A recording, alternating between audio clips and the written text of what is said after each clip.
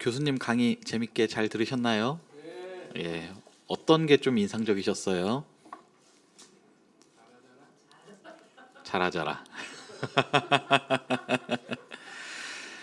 어, 그래서 실질적으로 어떤 걸 가르친다라기보다는 이거는 그 상담에 관한 내용이었으니까 어, 공감하고 사랑하고 그런 것들이 주요한 내용이었던 것 같아요. 저도 그 어떻게 하면 애들을 잘 가르칠 수 있을까 이런 고민을 하면서 세미나를 좀 따라다니던 때가 있었습니다. 한 2년간 따라다니고 나서 스스로 내린 결론이 이거였어요. 아, 결국은 사랑이다.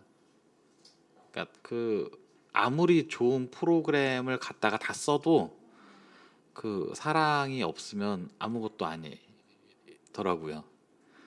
그래서 열심히 그렇게 따라가고 나서 마지막에 스스로 내린 결론이 프로그램이 중요한 게 아니었다.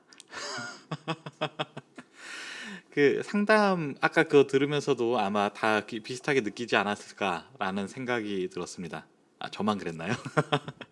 제가 그렇게 결론을 내렸기 때문에 더 그렇게 느꼈는지 모르겠지만 들어주는 것, 공감하는 것, 그리고 이제 바로 뭔가 문제가 딱 이렇게 발견됐을 때도 바로 그 직면하기보다는 그래도 우선 들어주는 거.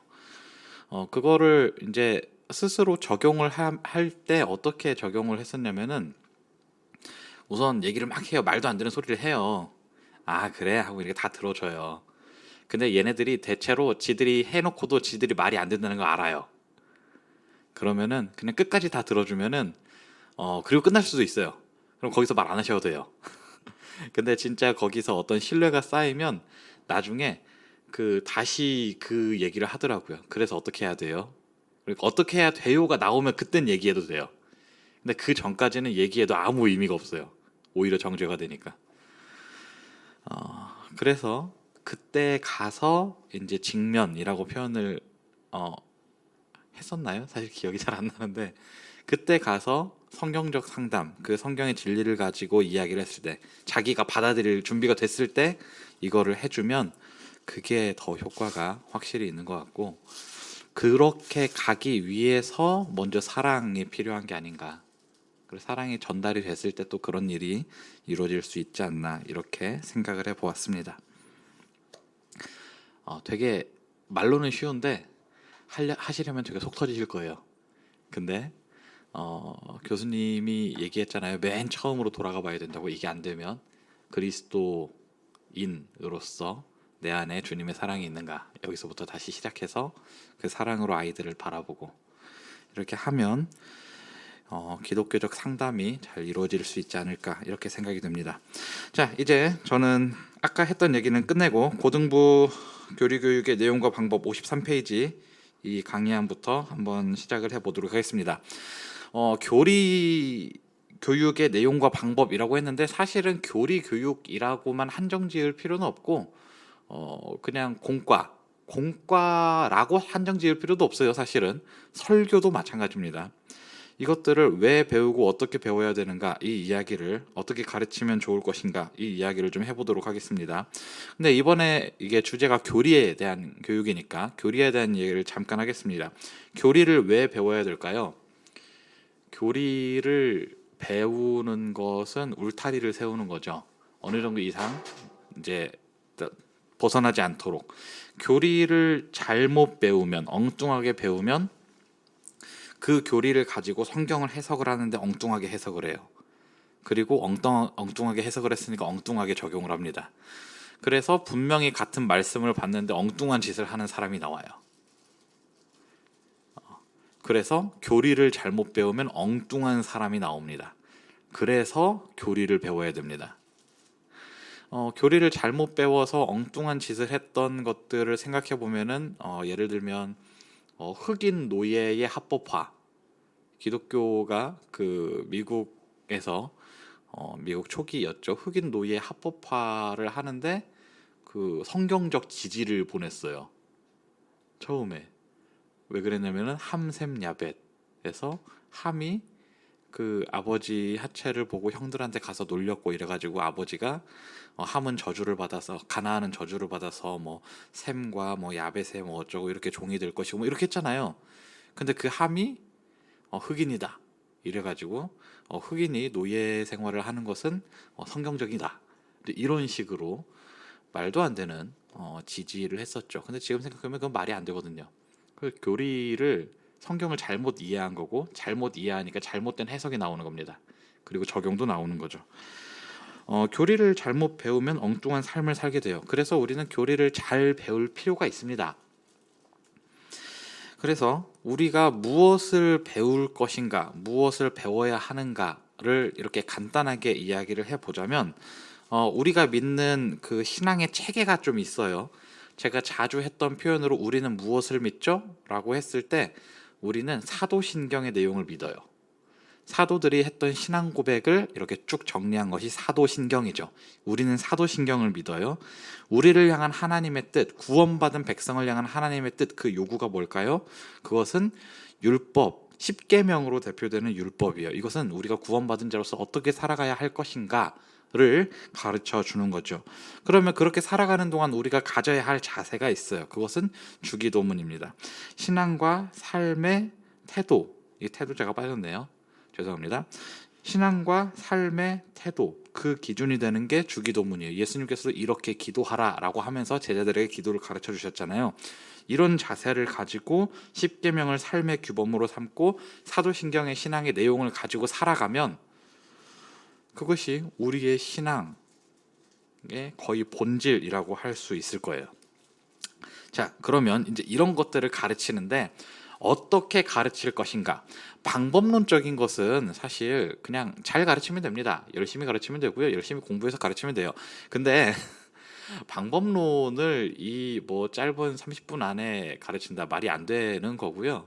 저도 그냥 전체적인 큰 틀에 대한 이야기를 해보겠습니다.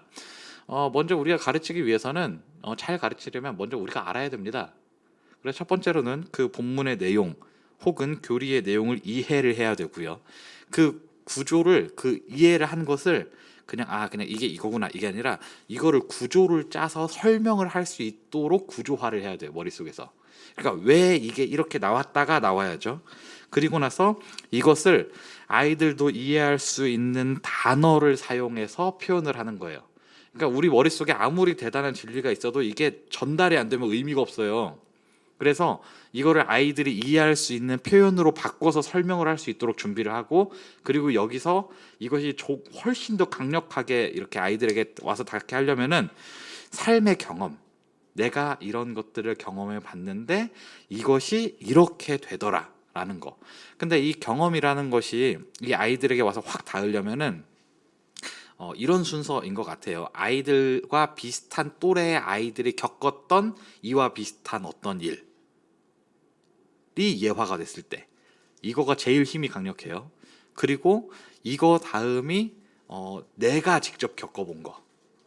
그 나이가 안 맞을 수도 있죠. 근데 내가 겪어본 것을 아이들한테 내가 겪었는데 이랬어 라고 말하면 그것까지는 굉장히 강력해요. 근데 그게 아니라 저 어딘가에 사는 나도 모르는 누군가가 뭐 이런 일이 있었대. 별로 와닿지 않아요. 그래서 이거를 준비하는 게 굉장히 어려워요. 이 예화 준비하는 게 생각보다 되게 어렵습니다. 그래서 예화를 쓸 수 있으면 좋은데 못 써도 뭐 어쩔 수 없죠. 근데 가급적 한번 직접적인 구체적인 적용을 위해서 한번 고민은 해보시면 좋겠어요. 설교를 준비할 때도 예화가 되게 어렵거든요. 그래서 제가 예화를 잘 안 써요. 사실 어려워서 안 쓰는 것도 있고, 또 한 가지는 예화를 잘못 쓰면 그것만 기억나요. 그래서 잘 안 쓰는데 선생님들도 한번 고민을 해보시면 좋을 것 같아요. 그 교리 같은 것도 이렇게 적용을 할 때 이것을 진리를 이해를 했어요. 내가 이해했어요. 구조를 짰어요. 아이들이 이해할 수 있는 단어로 표현을 해요. 그리고 나서 이것이 실제로 어떻게 적용이 됐다라는 것으로 이야기를 해요. 그러면은 그것이 아이들한테 확 와서 박힙니다. 그리고 마지막으로 다시 한번 이것의 주제, 그래서 이것의 주제를 다시 한번 마지막에 딱 정리하고 끝나면은 이게 정확하게 그것이 아이들에게 기억이 남겠죠. 자, 여기까지 다 이해되시죠? 예, 설교도 구조가 똑같습니다. 저도 처음에 이렇게 들어가는 말, 그리고 이것이 아이들의 삶이랑 연결되는 것으로 이렇게 해보고, 그리고 이게 성경 본문에서 어떻게 이야기하고 이 주제가 뭐고, 그래서 이것이 어떻게 설명이 되고, 그래서 이것이 어떻게 적용이 되고, 마지막에 다시 한번 주제 반복 이러고 끝내요. 어, 되게 쉽게 짧게 얘기했는데 실제로 해보시면은 상당히 강력합니다. 자, 근데 이제 이거는 뭐 설교에 대한 이야기고 공과에 대한 이야기니까 한번 나중에 한번 해보세요. 이건 예, 한번 해보시고, 이건 조금 이따 다시 한번 말씀드릴게요. 그리고 우리가 이것을 그 공과나 어떤 강의 같은 걸 준비할 때, 특별히 아이들에게 교육을 할 때 되게 중요한 것 중 하나가 뭐냐면은 목표를 설정하는 거예요. 목표. 그래서 이 강의를 통해서 나는 어떤 결과를 내고 싶은가, 이걸 설정하는 거예요. 오늘 이 강의를 통해서 저는 우리 선생님들이 아이들에게 공과를 가르칠 때 조금 더 편하게 접근할 수 있는 강력한 무기를 하나 제공해 드리고 싶어요. 이제 이런 식의 목표를 설정하는 거죠. 그래서 아이들에게 가르칠 때 이 강의를 통해서 성경을 읽어야 되는구나라는 목표가, 결과를 도출해 내야 되겠다라는 목표가 세워지고, 그 목표를 향해서 공과가 진행되는 거예요. 예를 들어서 그렇다는 거예요. 근데 이게 목표가 없이 공과가 진행이 되면 이게 왜 진행되는지를 나도 모르고 너도 모르는 얘기가 되겠죠. 그래서 저도 그 매주 그 우리 카톡방에다가 그 학습 목표 이렇게 써가지고 보내잖아요. 어, 어쩌면 되게 간단한 말인데 그거를 잘 읽으면은 그 주의 설교와 공과의 방향이 딱 거기 있어요. 그래서 이건 제 나름대로 정리한 것을 딱 쓴 거고, 우리 선생님들도 이걸 읽어보시고, 그리고 그 미리 뭐라고 하죠? 사전 학습이라고 하나요? 우리 선생님들 그 공과 하기 전에 보는 그 영상, 이것도 보시고 나서 그래서 이번 공과를 통해서 나는 우리 아이들에게 무엇을 전달해 줘야 되겠구나, 그래서 이것을 통해서 우리 아이들이 이것을 배웠으면 좋겠구나 라는 게 설정이 되고 나서 공과가 들어가야 돼요. 이게 설정이 되고 공과 준비가 들어가야 돼요. 안 그러면은 이게 목표가 없이 달리는 것처럼 중구난방이 됩니다. 그래서 목표를 설정하고 이거를 하시면 좋겠어요. 그리고 학습에 대해서 세 가지 분류, 이게 어제 강의 시간에도 나왔던 얘기인데 인지적, 정서적, 의지적 영역이 있어요. 그렇죠? 근데 이 인지적, 정서적, 의지적 영역, 지난번에도 얘기했고 저도 얘기했고, 그래서 다 아시는 내용인데, 인지적 부분은 사실 제가 설교하면서 다 합니다. 굳이 다시 하실 필요는 없어요. 다른 부분을 조금 더 강화해 주시면 좋겠는데, 정서적 부분 혹은 의지적 부분 둘 다 할 수 있으면 너무 더 좋고요. 정서적 부분이라는 것은 아이들에게 정서적으로 교회는 좋은 곳이고 하나님은 좋은 분이구나 라는 게 느껴지게 하는 거예요. 그러면 그걸 어떻게 느끼게 할 수 있을까요? 그거는 아무래도 찬양을 통해서 이 아이들의 마음이 움직이는 거가 하나가 있을 거고, 또 하나는 기도를 통해서 이 아이들이 뭔가 뜨거운 일 느낀다면 그게 정서적으로 도움이 될 수 있을 거예요. 공과 중에 그렇게 뜨겁게 기도를 하는 건 사실상 어렵습니다. 그러면 공과를 통해서 아이들이 정서적으로 어떤 고향감이나 만족감을 느끼게 하려면 어떻게 하면 좋을까요? 어떻게 하면 우리 아이들이 정서적으로 이렇게 뭔가 체험을 받을 수 있을까요? 공과 시간에.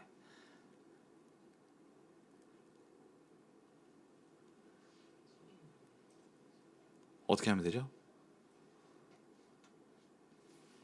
너무 어렵죠? 한번 생각해 보세요. 우리 아이들이 공과 시간에 정서적으로 이렇게 뭔가 좀 만족스러운 감동이 있으려면은 그 아이들의 얘기를 들어준다. 선생님 나를 사랑한다. 이 아이들이 나를 사랑한다. 이곳은 좋은 곳이다.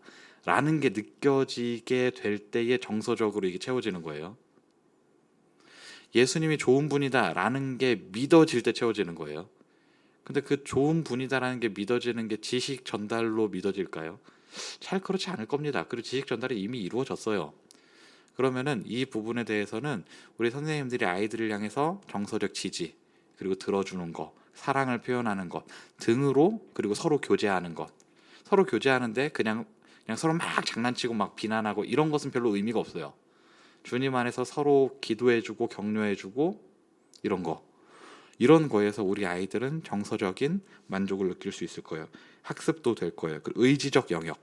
그리고 의지적 영역이라는 것은 이제 보통 설교를 통해서, 그리고 그 마지막에 결단의 기도를 하고 찬양을 하잖아요. 이제 그런 것들을 통해서 의지적 영역이라는 것은, 그래서 구체적으로 나는 어떻게 되겠다라는 게 의지잖아요. 여기에 변화가 일어나야 되는 거예요. 근데 이 아이들은 이제 청소년기 아이들의 특징이기도 한데, 얘네들은 자기가 뭔가를 하면서 거기서 되게 강한 영향을 받아요. 자기가 했던 말의 영향도 되게 많이 받아요. 그래서 할 수만 있다면 아이들에게서 그 신앙 고백적인 얘기가 나오게 하는 게 되게 좋고요. 그리고 결단도 하되 아주 구체적으로 하는 게 좋아요. 제가 이제 그 교육 목표, 강의 목표 같은 거를 세우면서 되게 좀 두루뭉술한 표현을 쓸 수밖에 없는 것이 너무 안타까울 때가 있어요. 사실 뭔가 목표를 세울 때는 구체적인 목표가 세워지는 게 굉장히 좋습니다. 그래서 그 구체적인 목표라는 기준은 실제로 그 목표가 이루어졌다, 안 이루어졌다가 명확하게 확인될 수 있는 것이 구체적 목표예요. 그러니까 예를 들어서 나는 이 강의를 통해서 우리 아이들이 하루에 성경을 3장 읽도록 만들겠다라는 게 구체적 목표예요. 그래서 이 애들이 자기가 결단을 하는데, 나는 성경을 읽어야 되니까 하루에 5분씩 기도를 하겠습니다 라고 결단을 했다고 쳐봐요. 그러면 이거는 구체적으로 이게 이루어졌는지 이루어지지 않았는지가 확인이 돼요. 근데 그거를 우리가 구체적으로 너는 몇 분 해! 라고 할 수는 없어요. 왜냐면은 얘네들은 권위에 대해서 부정하는 시기이고, 자기들이 직접 뭔가를 결정했을 때 거기에 영향을 더 많이 받는 아이들이거든요. 그러니까 아이들이 직접 그 목표를 설정할 수 있도록 도와주는 것이 우리의 역할이에요. 그래서 우리 아이들이 그 말씀을 구체적으로 자기 삶에 적용할 수 있도록 우리 선생님들이 도와주시되, 그 목표라는 것은 정말 구체적으로, 그래서 이것이 실제로 이루어졌는지 이루어지지 않았는지를 자기 스스로도 바로 확인할 수 있도록 할 정도로 구체적으로 이렇게 해주시면 좋겠습니다. 이 다음에 나오는 얘기는 사실 그 다음 아까 전에 했던 얘기와 되게 좀 겹치는 면이 있어요. 공과의 목적을 세워라. 학습자를 위한 의미가 무엇인가를 이해해라. 아까 전에 했던 얘기죠. 공과 목적을 기술하라. 이 공과 목적을 기술하라는 제가 학습 목표 쓰는 거 있잖아요. 그거예요. 그거를 하는데, 이거는 제가 써서 보내드리는 것도 있지만 우리 선생님들이 이걸 준비하면서 한번 스스로 정리를 해보시면 좋겠어요. 제가 해드리는 것도 의미가 있지만, 사실 다른 사람이 해준 걸 그대로 받으면은 그냥 그렇구나 하고 넘어가게 돼요. 근데 내가 직접 보고 내 말로 이거를 정의를 해보면 이게 머리에 확실히 남아요. 우리 아이들도 그렇게 할 수 있으면 좋겠어요. 우리 선생님들이 하는 건 당연히 더 유익한 거고요. 근데 공과 목표를 기술하는데 그 기준이 4가지가 있어요. 첫 번째는 간략해야 돼요. 그 공과 목표가 너무 막 장황해가지고 이게 무슨 말인지 모르겠어. 그러면 안 돼요. 되게 분명해야 돼요. 이게 첫 번째고, 두 번째는 그게 명확해야 돼요. 의미가 명확해. 불분명해가지고 이렇게도 해석이 가능하고 저렇게도 가능하고 이러면 안 돼요. 간략하고 명확하고 성취할 수 있도록 구체적이고 학생들의 용어로 기술되어야 되죠. 그래서 그 목표가 딱 이렇게 세워지면 그것 가지고 하시는 거예요. 여기까지 어려운 거 없으시죠? 예. 자, 5번 넘어가겠습니다. 공과 진행은 이렇게 하세요. 보시면은 훅북 룩툭 이렇게 되어 있습니다. 어제 그 교수님이 하셨던 얘기 중에서 본인은 훅북 룩툭으로 한다라는 얘기를 잠깐 하셨어요. 혹시 기억나세요? 예, 제가 써놨는데 이게 뭐냐면은 그러니까 낚아채는 거예요. 낚아챈다라는 것은 그 상대방의 관심을 확 낚아채는 거죠. 그러니까 확 낚아채려면 어떻게 낚아채야 될까요? 그 아이들이 관심 있어 할 만한 것, 그 아이들과 관련된 것, 아니면 요즘 되게 어떤 트렌디한 어떤 거, 이런 것들로 이야기를 시작하는 거예요. 근데 그 이야기를 시작하는 게 공과의 내용이랑 전혀 무관하면 의미가 없어요. 그러니까 공과의 내용과 관련이 있는데 이 아이들과 관련이 있는 것으로 시작을 하는 거예요. 그렇게 시작을 하는 거예요. 그리고 나서 이렇게 낚아채서 이거를 본문으로 끌고 가는 거예요. 그래, 이 관심사가 이러이러한 일이 있었는데 이게 성경에서는 어떻게 말하는지 보자 하고 성경으로 가는 거죠. 근데 이 낚아채기는 현재 상황에서 낚아채지는 거죠. 그러고 나서 과거에 있었던 성경, 그 성경을 본문을 읽는 거예요. 그리고 나서 그 본문의 의미가 무엇인지를 짧게 한마디로 딱 기술을 해줘야 돼요. 근데 이 기술하는 것을 이제 주제 제시라고 저는 표현을 하는데, 주제를 제시하고 그리고 나서 거기에 대한 설명이 쭉 이루어지고 나서 그래서 이것을 가지고 어떻게 할 것이냐가 마지막 툭 목적 실현이 되는 거예요. 그래서 이게 전체적인 구조가 낚아채서 과거로 갔다가 이제 주제 제시, 언제 어디서나 통용될 수 있는 주제를 제시하고 그거를 가지고 설명을 하고 마지막에 목적까지 가는 거예요. 그래서 이게 이렇게 구조가 되어 있는데 현재에서 과거, 과거에서 현재, 현재에서 미래로 가는 거죠. 지금 이 설명 혹시 이해되세요? 이해가 잘 안 되시면 좀 이따 따로 오세요. 예. 이렇게 진행을 하시면 됩니다. 이건 뭐 설교 학 강의에서 나왔던 내용인데 넣었는데요. 공과 진행에서도 똑같이 하실 수 있을 것 같아서 넣어봤습니다. 자, 그래서 이러한 방식으로 진행을 하시면 되고요. 그 다음에 고등부 교육의 내용이 나와 있습니다. 이 내용은요, 우리 공과책에 있는 내용 그대로 쓴 거예요. 그래서 사실 크게 의미는 없습니다. 그냥 한번 읽어보시면 되고요. 앞으로 이런 흐름으로 갈 것이다 라는 것 정도로 이해해 주시면 될 것 같아요. 그런데 왜 이런 흐름으로 갔느냐, 뭐 그 정도를 이해하시면 좋겠는데, 혹시 그 작년 말이었나요? 그 공과에 대해서 설명하는 세미나가 저기 서울 무슨 교회였죠? 거기 가가지고 듣고 왔어요, 저는. 근데 그때 이제 그 총신대에서 조직신학 가르치는 교수님이 나와가지고 쭉 설명을 했는데, 맨 처음에는 성경론에 대해서, 성경에 대해 성경은 어떤 책인지, 그리고 나서 하나님은 어떤 분이신지, 그리고 그 하나님께서 어떤 계획을 가지고 계신지, 그리고 그 앞에서 우리 인간은 누구인지, 그 인간이 타락했는데 그 인간을 구원하기 위해서 오신 예수님이 어떤 분이신지, 그리고 그 예수님이 이루신 구원이 무엇인지, 이렇게 쭉 이렇게 흐름이 가더라고요. 그래서 그런 흐름을 따라서 우리 고등부 교재도 이렇게 기록이 되어 있습니다. 예, 여기 뒤에 보시면은 그 다음에 7번 공과 진행을 위한 팁, 아까 전에 했던 이야기 사실 반복인데 다 비슷한 이야기고요. 마지막에 약간 다른 얘기가 몇 개 들어있어요. 반복하라, 칭찬하라, 들어줘라. 반복하라는 뭘 반복하라는 얘기냐면은 주제를 반복하라는 얘기예요. 그러니까 저는 설교할 때 똑같은 주제를 3번 이상 얘기해요. 그러니까 처음에 이러이러한 것이 있죠. 이거 어떻게 해야 될까요? 우리는 이렇게 해야 됩니다. 하면 주제 제시 한번 하고, 왜냐하면 성경이 이렇게 말하고 있기 때문입니다. 쭉 설명하고 다시 한번 그래서 이렇게 해야 됩니다. 이러고 마지막에 예화 한번 듣고 그러므로 이렇게 합시다 하고 끝내는 거예요. 제 설교 틀이 맨날 이래요. 근데 이게 같은 얘기를 여러 번 반복하다 보면 애들이 아 그렇구나 하고 이렇게 이해가 되는 게 있고, 그리고 처음에 주제를 딱 던지고 거기에 대해 설명을 하면은 애들이 헷갈리지가 않아요. 그래서 뭘 어쩌라는 거지가 없어요. 근데 처음에 이걸 딱 안 던지고 나서 설명만 쭉 하고 나서 마지막에 주제 이러면은 애들이 집중력이 좋으면 끝까지 따라가요. 집중력이 안 좋으면 중간에 다 흐트러져 버려요. 그래서 이게 뭐였지? 이렇게 됩니다. 그러니까 처음에 주제를 딱 던져주고 설명하고 주제 반복, 그리고 거기에 대한 예화, 그리고 다시 주제 반복 끝. 이렇게 하시는 것이 효과적인 공과를 진행하는 데 도움이 될 거예요. 설교를 준비하셔도 똑같고요.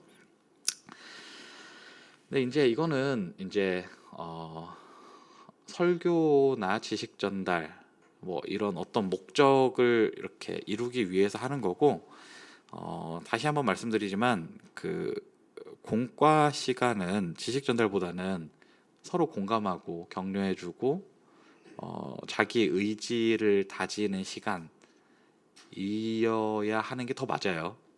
그래서 공과를 진행할 때는 이거는 지금 좀 이론적인 이야기가 많이 있는 거고, 실질적으로 할 때 애들 얘기 많이 들어주시고 같이 공감해 주시고, 그래서 실질적으로 어떻게 이 말씀을 적용할 수 있을까를 우리 선생님들이 먼저 고민해 보시고, 고민한 거 애들이랑 같이 나눠주시고, 그래서 그 아이들도 같이 거기에 대해 고민하고 이거를 자기 말로 쓸 수 있도록 해 주시면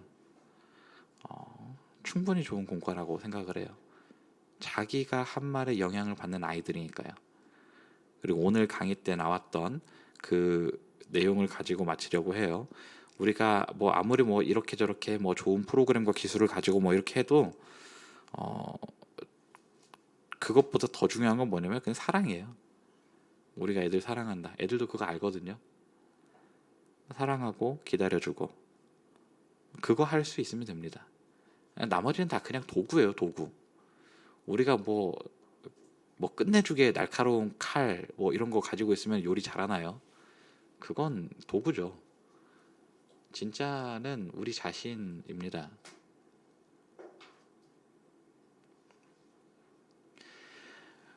우리가 진짜가 되었으면 좋겠어요. 진짜 선생님, 진짜 애들을 향한 사랑이 표현되었으면 좋겠어요. 끝내겠습니다. 기도할게요. 하나님, 우리가 주님의 사랑을 받은 사람들로서 그 사랑을 또 우리 아이들에게 잘 전달할 수 있기를 원합니다. 아버지, 우리가 어떻게 이것들을 전달할 수 있을지를 고민해 봤습니다.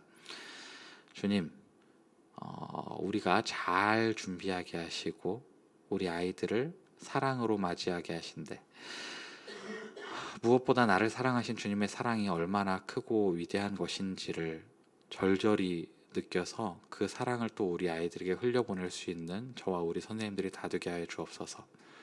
성실하게 준비하되 우리 아이들의 그 상황에 맞춰서 그 모든 것들을 진행해 나가고, 우리 아이들이 모든 것이 끝났을 때에 그 무엇보다 하나님의 사랑, 그 사랑이 선생님을 통해서 자신들에게 흘러져 왔음을 느끼고 감사하는 그런 우리 고등부가 되게 하옵소서.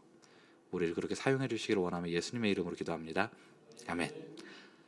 마치겠습니다.